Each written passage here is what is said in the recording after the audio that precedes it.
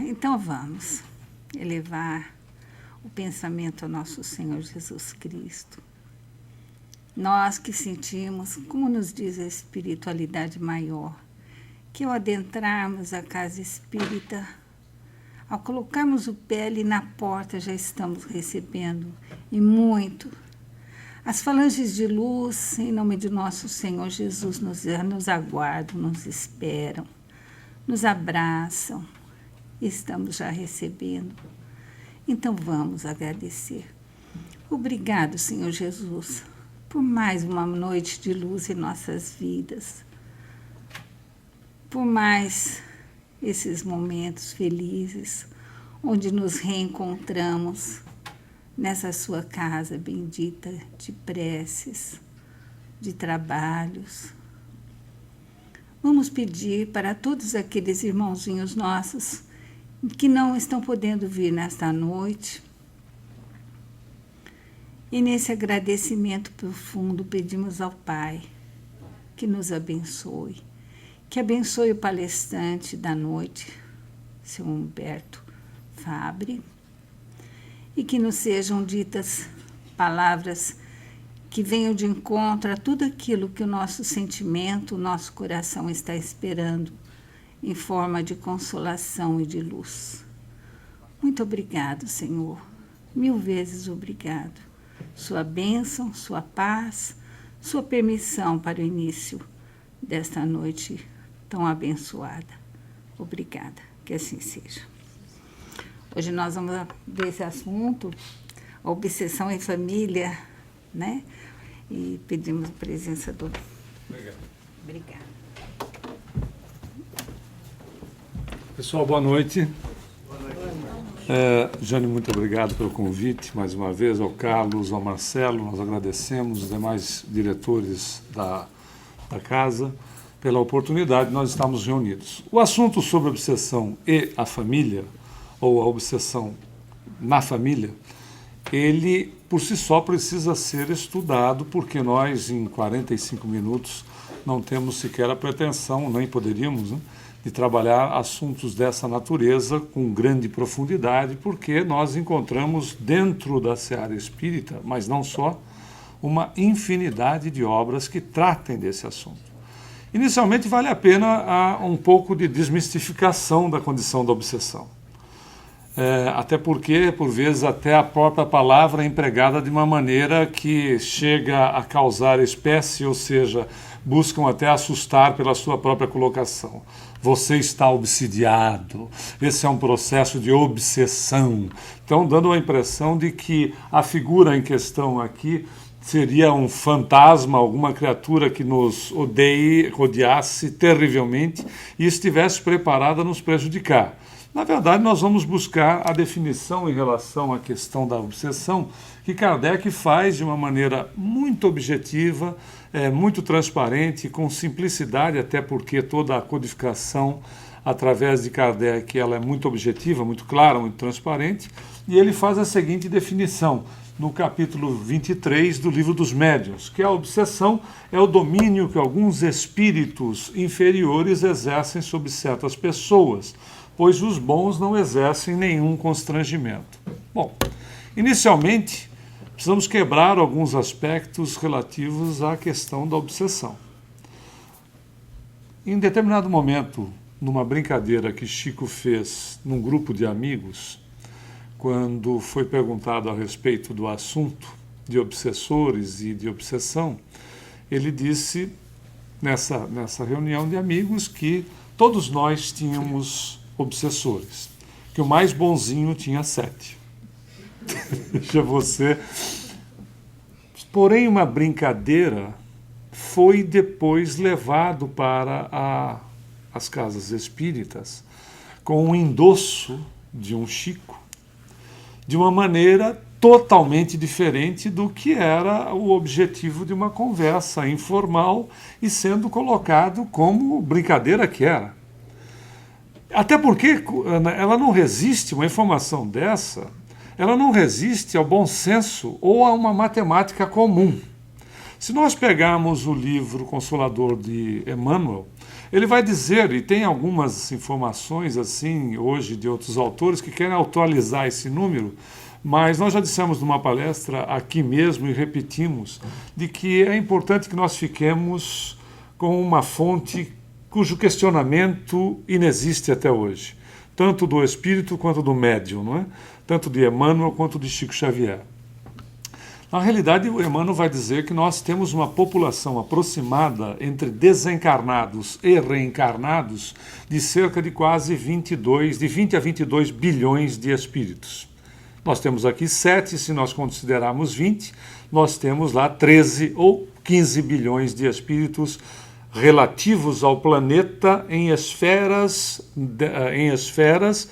cuja condição planetária, se nós formos lá no nosso lar, nós vamos encontrar a descrição de André Luiz, e se pegarmos o livro Cidade do Além, nós temos um mapa, inclusive, que a Egorina, nas suas visitas através do desdobramento do sono, Egorina Cunha faz um mapa.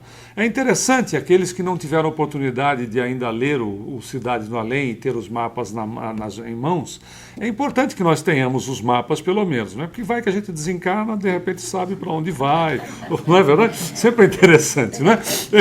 Vai que o nosso GPS espiritual não está funcionando bem, então o mapinha sempre ajuda, não é? Sempre ajuda. Mas o ponto nós vamos verificar que são esferas, onde o planeta tem uma condição mais materializada, mas nós temos como se tivéssemos um planeta encaixado dentro do outro, são esferas onde as criaturas vivem de acordo com a sua elevação e estão relacionadas, se relacionam com o planeta. São pessoas, então são espíritos que ainda estão no grau evolutivo inerente à condição desses espíritos no planeta. Um pouco mais evoluídos em esferas superiores e numa condição de evolução como a nossa em outras esferas. Dada essa condição, se nós fizermos uma conta, 7 bilhões de reencarnados, se os mais bonzinhos têm 7, e certo dia um colega nosso, expositor, disse assim, bom, se o mais bonzinho tem 7, eu como expositor tenho 21. O mentor dele disse para ele na hora, você não está com essa bola toda, não é para você ter tanto espírito assim. Na verdade, se fizermos uma conta simples, 7 vezes 7, 49 bilhões de obsessores, te parece razoável? Para uma população de 20 a 22, nós estamos importando obsessor de outros planetas assim, mas em uma quantidade gigantesca para poder atender o pessoal. Veja como essas informações, que um dia foi colocada numa roda entre amigos, né, a título de brincadeira, foram levadas são levadas de forma a apavorar as criaturas, a criar pânico entre as pessoas, né, por vezes até mesmo aterrorizar aqueles que estão iniciando na doutrina. Não é fato? Então nós temos que olhar para essa questão da obsessão com muito bom senso, né, analisando com muito critério, para que nós não criemos fantasias em nós mesmos ou não criemos fantasias nos outros. Né, porque acabam sendo situações fantasiosas e altamente prejudiciais, não é verdade? Porque ou cria pânico, ou de repente afasta as pessoas da seara espírita, porque como é que você vive com uma realidade dessa, cuja realidade é bem outra, é uma situação bem diferente? Claro, Kardec vai fazer uma análise de um âmbito, toda a codificação vai fazer uma análise com um âmbito generalizado. Até porque se Kardec fosse especificar cada ponto da obra do Livro dos Espíritos, que foi lançado em 18 de abril de 1857, até hoje ele não teria terminado o Livro dos Espíritos. Ele precisaria de várias reencarnações se ele fosse especificar item a item.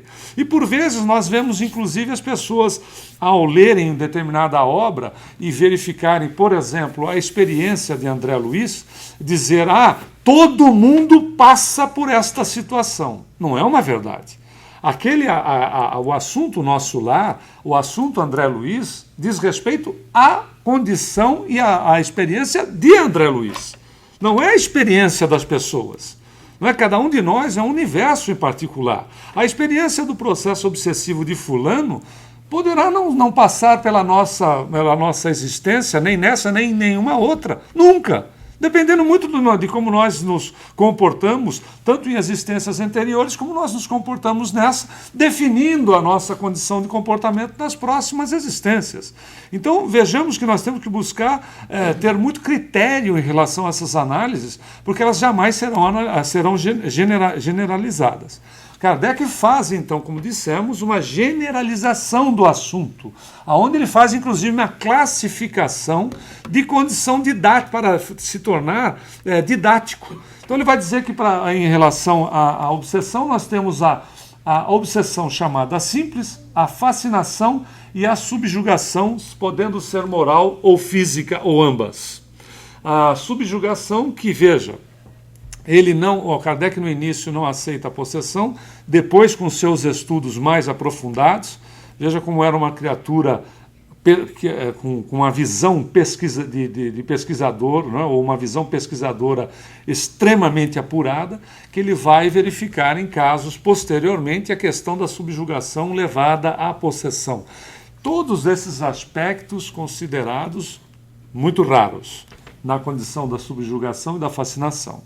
A simples, para nós definirmos, né, utilizando a base do Livro dos Médiuns, ele vai dizer que são espíritos que se sintonizam conosco, dados nossos interesses, sempre de acordo com os nossos interesses, podendo se utilizar daquilo que nós estamos vivenciando e estimular, por exemplo, ideias depressivas, pensamentos depressivos, estimulando tristeza, estimulando baixa estima, né? Ou seja, fazendo com que as criaturas entrem em sintonia com essas situações mais simples.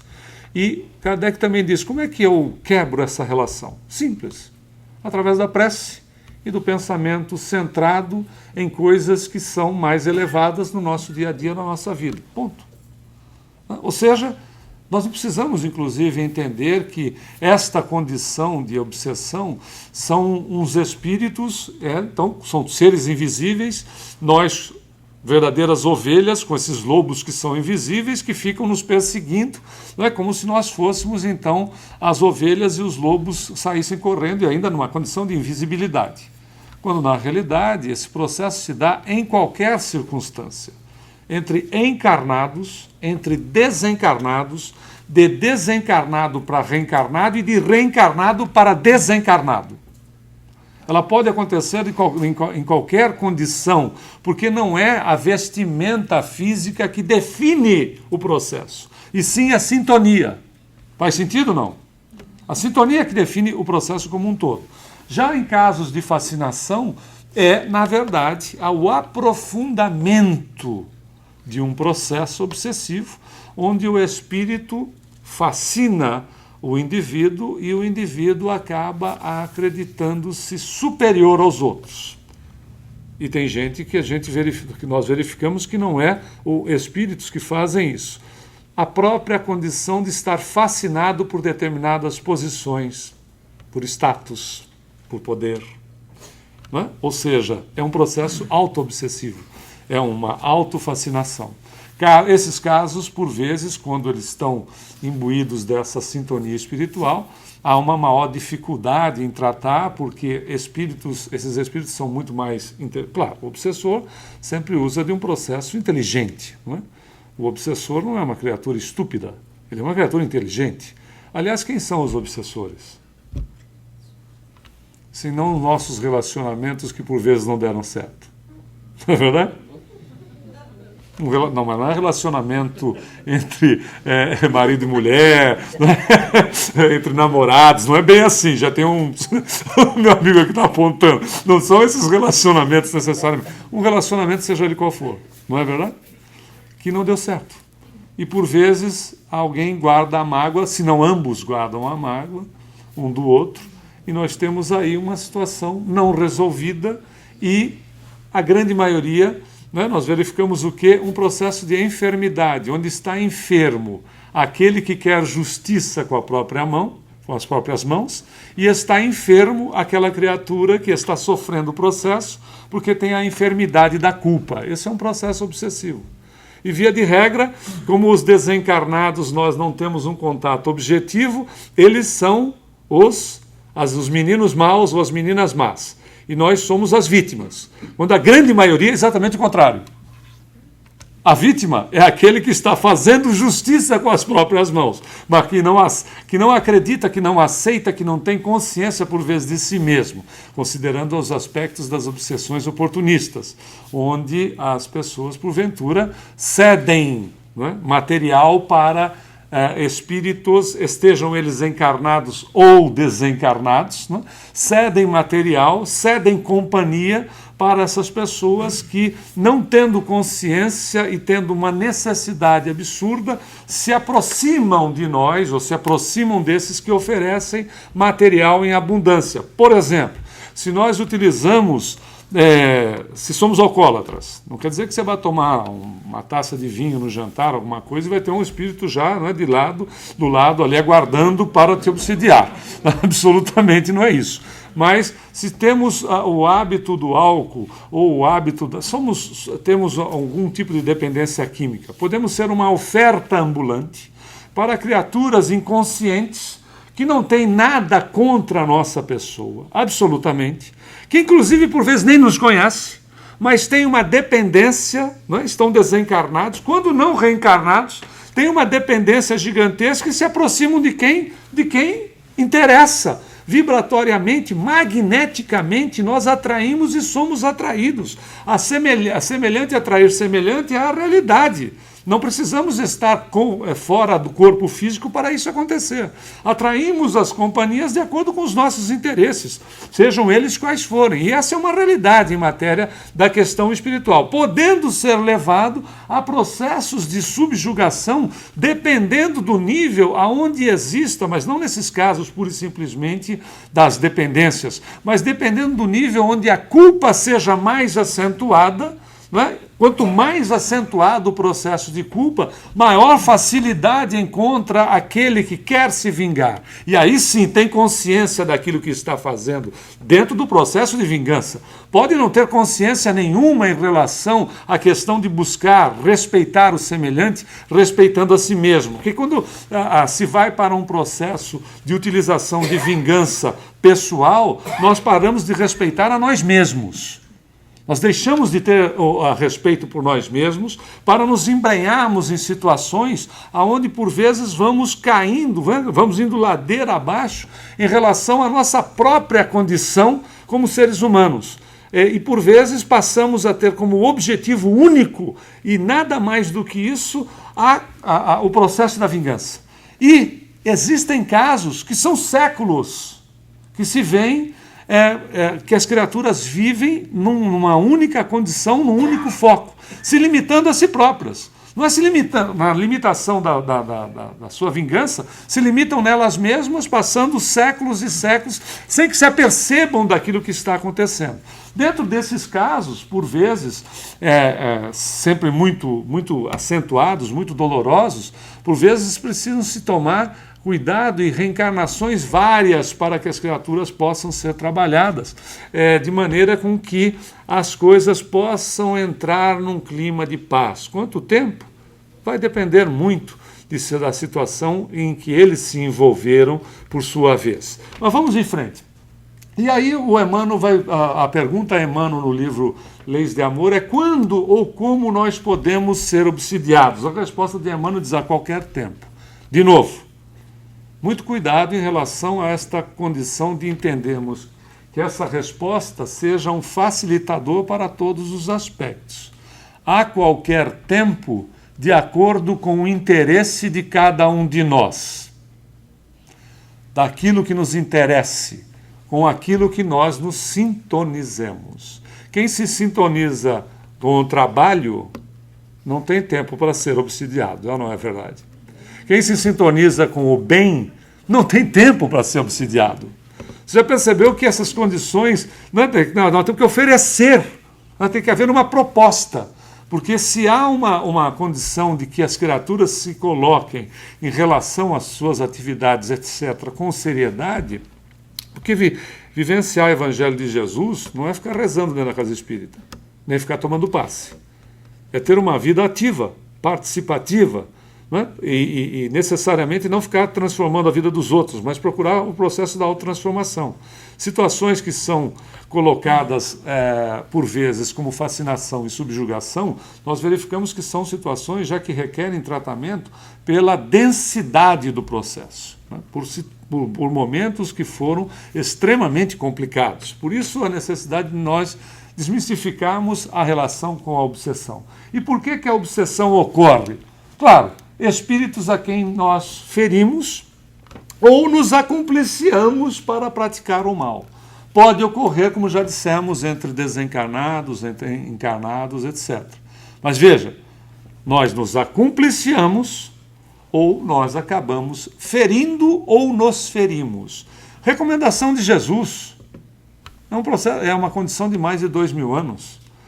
Se você tiver alguma coisa contra alguém, nós vamos nos lembrar dessa passagem, e for fazer a sua oferta no templo, que antes a oferta era materializada no templo, com sacrifício, etc., ou doações, hoje nós entendemos como a condição do templo o nosso coração, e nós nos lembrarmos que temos alguma coisa contra alguém, deixemos ali a nossa proposta, a nossa oferta, e vamos atrás dessa pessoa e façamos as pazes, ou procuremos fazer as pazes com eles, enquanto nós estamos a caminho com eles.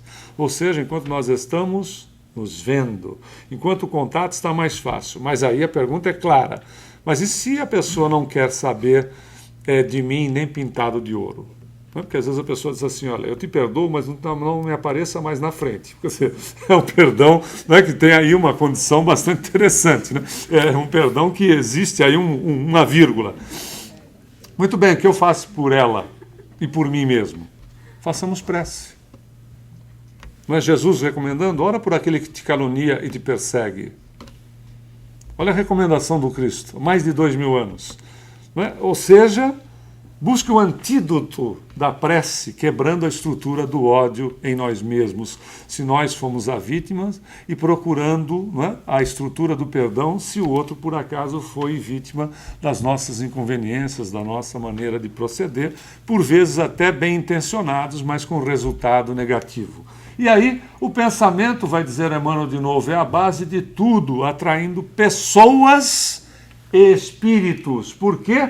Porque o pensamento é um agente energético que nós colocamos na corrente da vida, que volta para nós enriquecido do bem ou do mal que nós desejamos. Olha que coisa fantástica. Entramos em sintonia com as criaturas que nos interessam em qualquer lugar do planeta, mas não vinculado só à questão do planeta.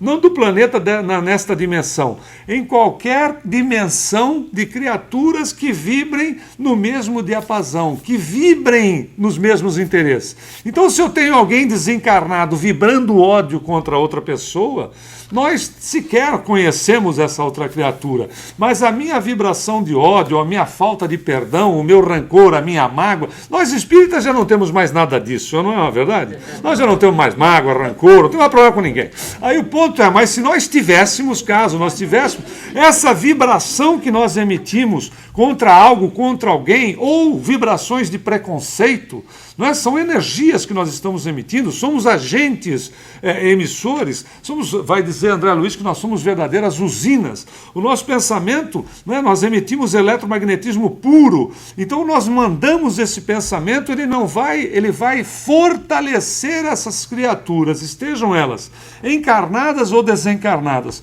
fortalece o pensamento dessas pessoas, enriquece essa energia dessas criaturas, e como nós fazemos um processo de troca, recebemos essas energias enriquecidas para nós. O que faz isso em nós?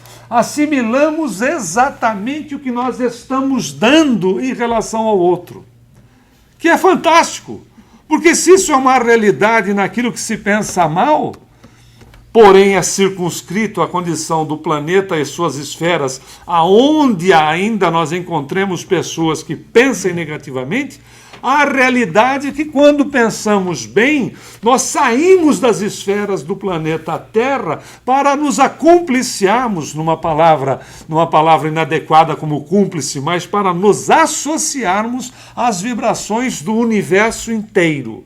que são vibrações de amor, cuja regência é de Deus, e cada pensamento nosso positivo se associa a esse nível de energia. Por isso que quando se pensa mal, por exemplo, nós temos os pontos vulneráveis em nós mesmos, e cada vez que um pensamento desequilibrado, nós emitimos um pensamento desequilibrado, nós nos envolvemos nele, a nossa estrutura mental, a nossa psicosfera, claro, ela é totalmente envolvida por ele, porque somos o órgão emissor, nós somos o elemento que emite, e o que acontece é que nós entramos nesta sintonia, eles voltam para nós, acontecendo de que, se temos uma enfermidade, ela é agravada, porque ele vai ser essas energias serão absorvidas nos pontos onde nós estamos mais fragilizados, onde a energia está mais baixa. Então temos um problema, por exemplo, no estômago.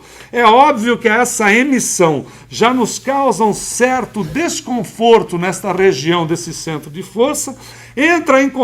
Essas energias entram em contato com energias desequilibradas, são reassimiladas por nós e vão exatamente atuar aonde nós já temos um nível de fragilidade ou de desconforto, aumentando o problema.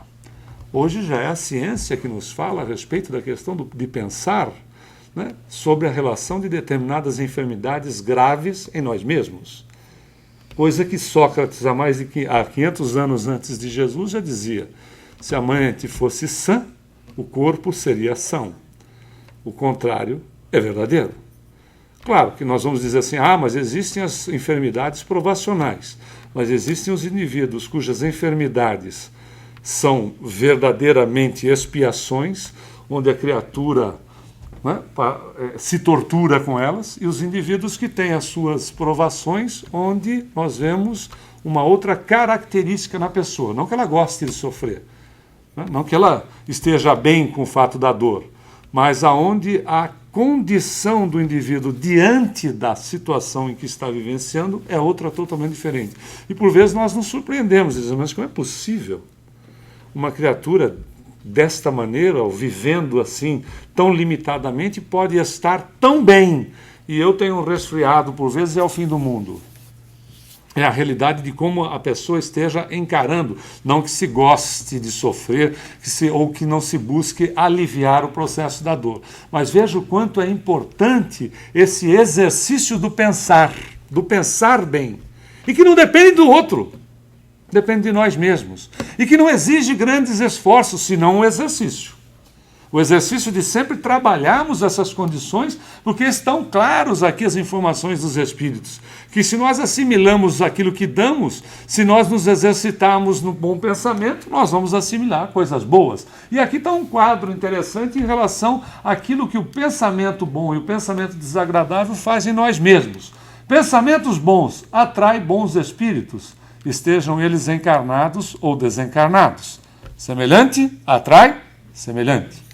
Traz saúde e equilíbrio e abre as portas do bem e do amor para a criatura. A mesma criatura, pensando mal, atrai espíritos desequilibrados, traz doença e desequilíbrio para o seu corpo, e abre as portas do mal e do ódio. É claro que você vai dizer assim, puxa, eu pensei mal agora, como é que eu faço? Eu tenho que fazer um pensamento bom de compensação. É válido. Porém, o fato não é uma condição onde a criatura, porque nós somos, como diz Emmanuel, né, nós somos constantes na inconstância. Então, como nós somos constantes na inconstância, nós, graças a Deus, essa nossa inconstância não permite que nós vibremos no mesmo diapasão o tempo todo. Olha que coisa interessante. Até porque nós não aguentamos. Porque geneticamente nós não conseguimos. Olha que coisa impressionante. Se nós temos a genética divina em nós, a própria genética impede de nós pensarmos mal o tempo todo. Incrível isso. Livro Libertação de André Luiz. Um senhor de uma cidade, que era Gregório, que era uma cidade inteira, André Luiz chama colônia, mas era uma cidade inteira, ele era o responsável para trabalhar a justiça com as próprias mãos.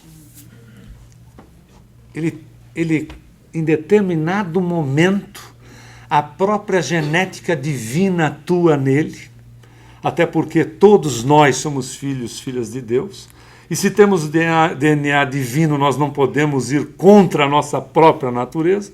Em determinado momento, ele, diante de toda a condição que ele se encontrava, né, de soberba e de se achando um justiceiro implacável, ele acaba baixando um pouco, ou elevando, seria melhor a colocação, o seu nível vibratório, e eles apresentam a sua mãe, que era a única criatura que ele havia amado diante de várias existências, e a mãe, com a aproximação da sua vibração, da sua energia de amor, quebra toda a estrutura de ódio, de rancor e de soberba que o envolvia. Todos nós não conseguimos, então, dessa maneira, nós verificamos que nós não conseguimos vibrar numa mesma condição contrária aos nossos elementos que estão preponderantes na condição do espírito. Nós não vamos contra a nossa natureza divina por mais tempo que nós nos mantenhamos dentro desse processo. Por isso que Jesus disse, vós sois deuses. Há mais de 2000 anos Jesus ensinou a respeito.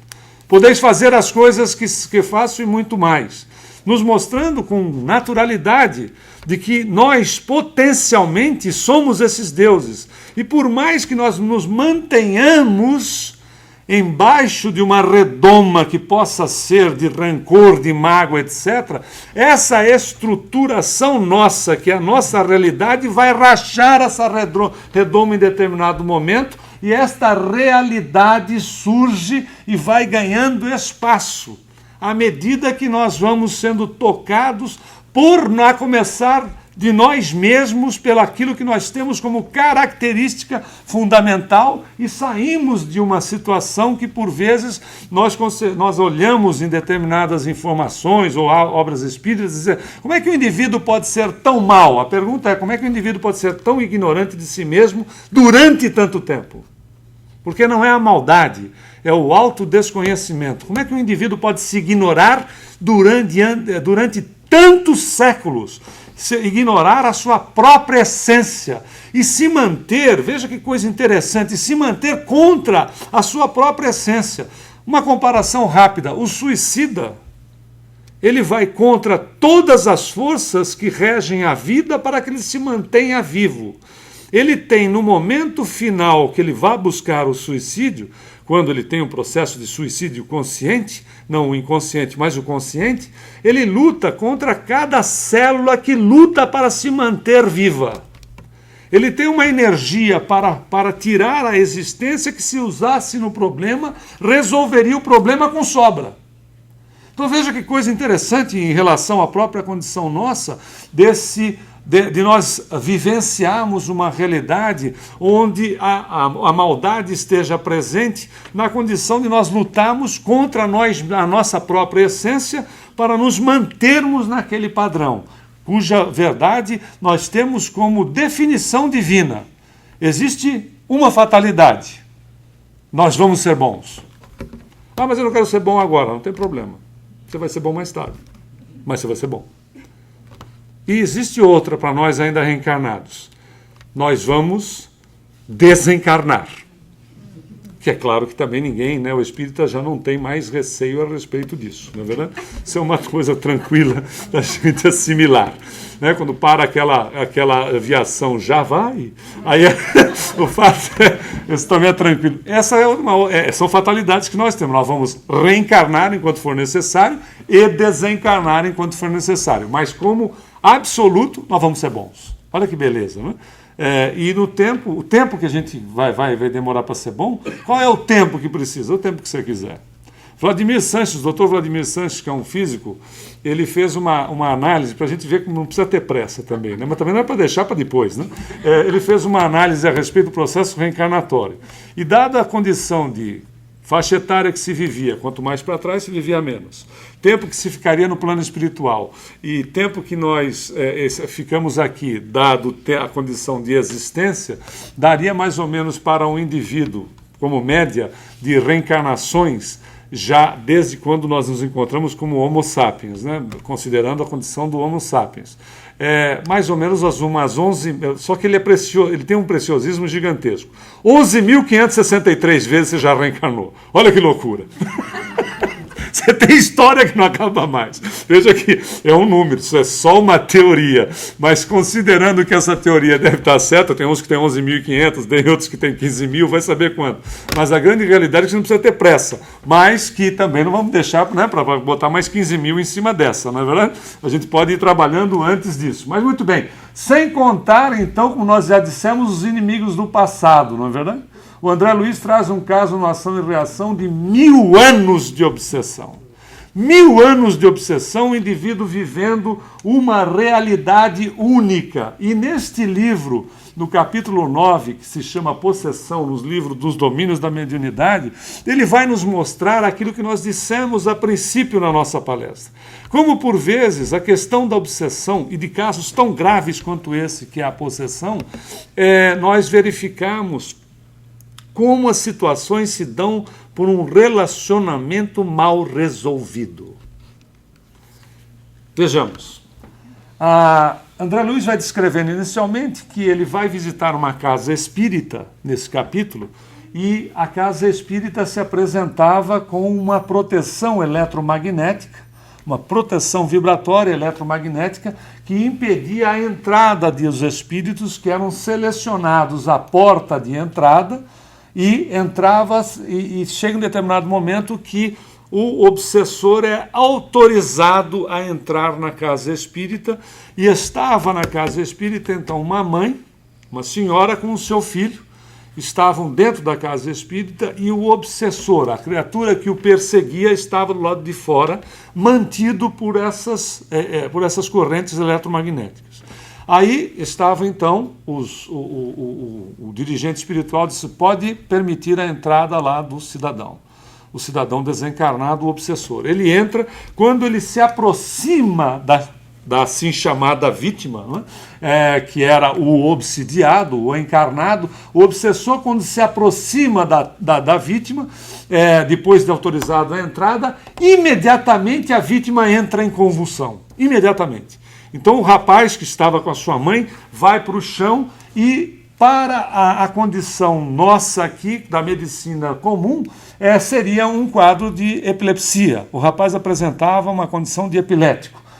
Na realidade, analisado pelo plano espiritual, nada mais era do que um transe mediúnico de baixo teor. A condição de uma mediunidade, como se fosse uma mediunidade extremamente desequilibrada. E, na realidade, sendo aqui, aparentemente, era um ataque epilético que a pessoa estava tendo. Primeiros estágios, os estágios epiléticos, vai dizer André Luiz nessa obra, que o primeiro, chamado de essencial, tem, por vezes, na sua grande maioria, um quadro de espiritual em processo, que é um quadro de possessão. E o segundo é o secundário, que são as sequelas. A agressão dada no cérebro durante muito tempo, mesmo retirado a causa do problema, ou seja, o obsessor, ficam as sequelas no cérebro, onde determinadas situações estressantes o indivíduo pode entrar, pode ter um ataque epilético, não tendo mais nenhuma relação com o espírito presente, porém as sequelas ficaram gravadas no cérebro. Um bom livro para se ler a respeito disso é Loucura sob um Novo Prisma, de Bezerra de Menezes, que faz uma análise dele sobre o próprio filho que teve um processo de subjugação e foi levado, inclusive, à internação em manicômio durante um período.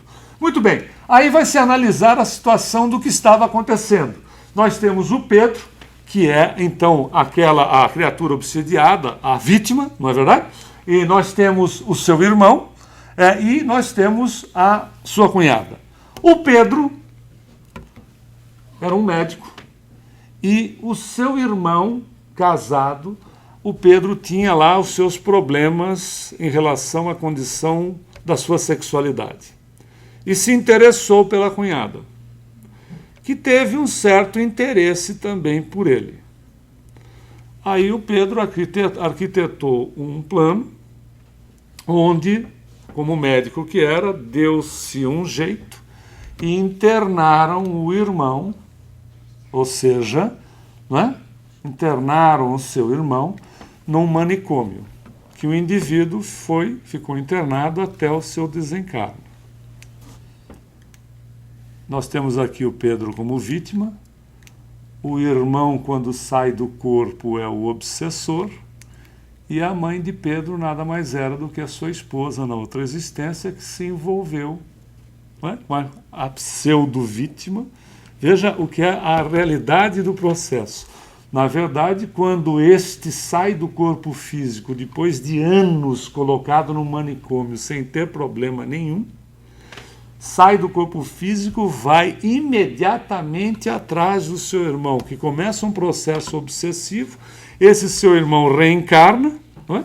Tendo como mãe aquela que era a sua esposa, e quando nós olhamos um quadro, não é, de fora para verificar o que estava acontecendo, nós vemos o pobre do obsidiado como vítima, que na realidade é o algoz da situação toda, o obsessor, que é o criminoso, é a vítima, mas a vítima totalmente corrompida em si mesmo, pelo ódio, pelo rancor, pela mágoa de ter sido enganado pela esposa e pelo seu irmão. E ter sido não só enganado, mas também ter sido internado até o seu desencarno, como uma criatura, num manicômio, como uma criatura que havia perdido totalmente o juízo. Aquilo que nós estamos falando, nada mais do que um processo de relacionamento mal resolvido.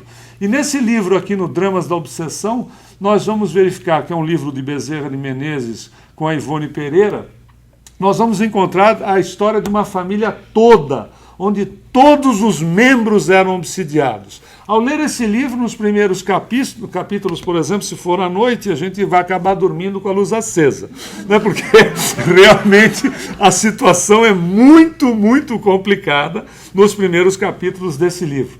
Alguns casos de suicídio na família, porque a família inteira era obsidiada. Alguns casos de suicídio já haviam ocorrido, e a perseguição por parte dos espíritos, né, então os obsessores, continuava cruel e implacável. Ao longo da história, nós vamos verificar, não é, que o Dr. Bezerra, através da psicografia da Ivone, que desencarnou em 84, conta que a família em questão, na verdade, os encarnados, teriam sido vários inquisidores em Portugal que começaram a perseguir a família Fontes Oliveira, pelos interesses do dinheiro que o Fontes Oliveira possuía e por interesses outros escusos em relação à própria filha do chefe da família. E, na realidade, o que se via num quadro era uma pobre de uma família obsidiada por uma quantidade de espíritos que, na verdade, eram esses obsidiados, os inquisidores, e estes espíritos, as suas vítimas durante esse período em Portugal. E os obsessores, como nós dissemos, não passavam das vítimas das crueldades praticadas pelos inquisidores, que era exatamente para desapropriá-los dos seus bens e levá-los à morte através dos processos da tortura ou da fogueira. Na realidade, um outro caso que Chico nos traz a respeito da condição da própria obsessão da família e de uma terapia dentro dela mesma é a situação daquelas informações que aconteciam nas filas, lá quando se formavam, lá no centro do Chico. E certa feita o Chico, um casal chegou para ele e disse: olha, Chico, ele perguntou da família, né? O Chico perguntou sobre a família, ele disse: olha, a situação é muito complicada.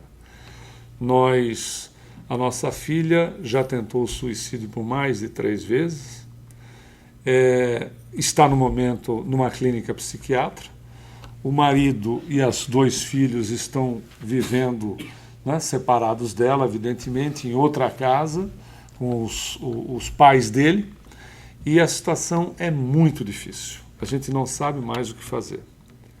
E aí o Chico disse: olha, o doutor Bezerra de Menezes, né, espírito, está aqui do nosso lado, e disse para vocês começarem a fazer um trabalho para as criaturas mais simples que vocês encontrem em Uberaba, as criaturas mais necessitadas que vocês encontrem em Uberaba. O casal em questão era de Uberaba. E aí eles foram para casa com essa recomendação do sábado à noite, e no domingo pensaram bastante e decidiram que criaturas que eles poderiam encontrar com um nível de necessidade gigantesca seriam as pessoas que estavam presas na cadeia pública de Uberaba, que não recebiam visitas aos domingos ou em dias de visita.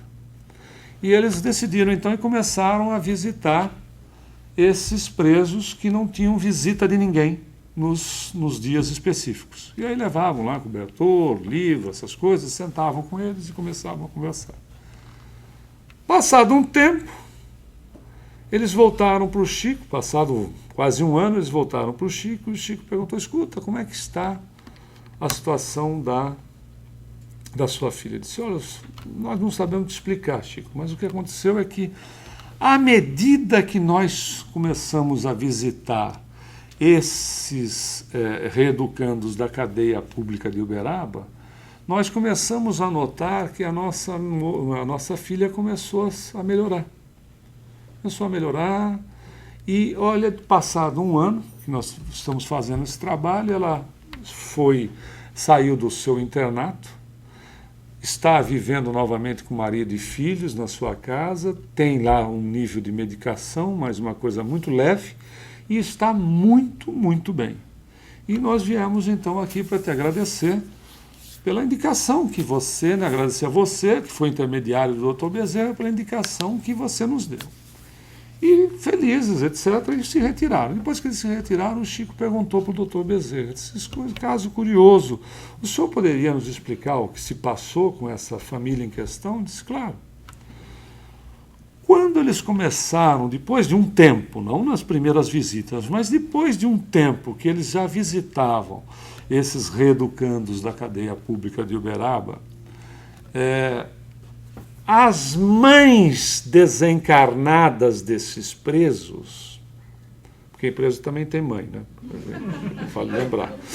As mães desencarnadas desses presos começaram a prestar atenção naquele casal que estava dando uma certa assistência para os seus filhos. E aí começaram a acompanhar esse casal. Veja a terapia do amor em relação ao semelhante, cujo interesse é zero, né? Do ponto de vista de qualquer tipo de parentela ou de qualquer relacionamento de amizade. E elas se verificaram que a filha desse casal em questão estava embaixo de um processo obsessivo gigantesco, onde várias entidades atuavam para que ela fosse levada ao suicídio e para que, dessa maneira, depois do suicídio, ela tivesse, né, uma presa fácil na mão delas. E aí eles resolveram fazer uma reunião no plano espiritual, porque no plano espiritual também se faz reunião, né? Aqui a gente faz reunião e é pãozinho de coco, pãozinho de queijo, cafezinho, não chega a solução nenhuma, mas lá eles fazem reunião e as coisas funcionam. Aí resolveram fazer uma reunião no plano espiritual delas, e da mesma forma que eles tinham interesse pelos filhos delas, elas também passariam a ter interesse pela filha deles. E dessa maneira elas resolveram proteger a menina e o casal em questão e afastaram os obsessores da moça. Ela voltou a se recuperar da situação que se encontrava e, na realidade, eles continuaram com o trabalho, né, junto a esses reeducandos, e as mães, naturalmente, continuaram trabalhando em favor da própria filha. Veja que o processo do amor de criaturas desinteressadas movimenta em favor daqueles que buscam o semelhante no sentido de auxiliá-los pela própria condição, né, do auxílio em si, sem nenhuma relação de interesse, vai encontrar dentro do universo pessoas que vão se interessar também por aqueles que estão fazendo alguma coisa para as criaturas que lhes são muito caras. E que podem, porventura, numa condição dessa, estarem transviadas por um período, como um dia nós pudemos estar também, não é? Seja de que maneira for, podemos estar enganados em relação aos nossos próprios valores e que, se nós nos encontramos, verificamos que, por um período, essas criaturas também, apesar de estarem enganadas em relação à própria condição de vida delas mesmas, quando não por vezes não tem respeito por si próprio, porque se não se respeita a vida do outro, não se respeita a si próprio, podem ser levadas a se movimentar forças incríveis em relação à condição do amor, no sentido de nos salvaguardarmos de condições extremamente desagradáveis. Por isso que, em relação a esse tipo de assunto, seja ele que envolva a pessoa ou envolva uma família toda, nós podemos buscar num ditado popular em relação à condição, porque disseram que era de Jesus, mas é um ditado popular que é o dize-me com quem tu andas, que eu te direi quem és. E os Espíritos nos informam, dize-nos o que pensas, que nós te diremos quais são as tuas companhias. Muita paz a todos. Obrigado.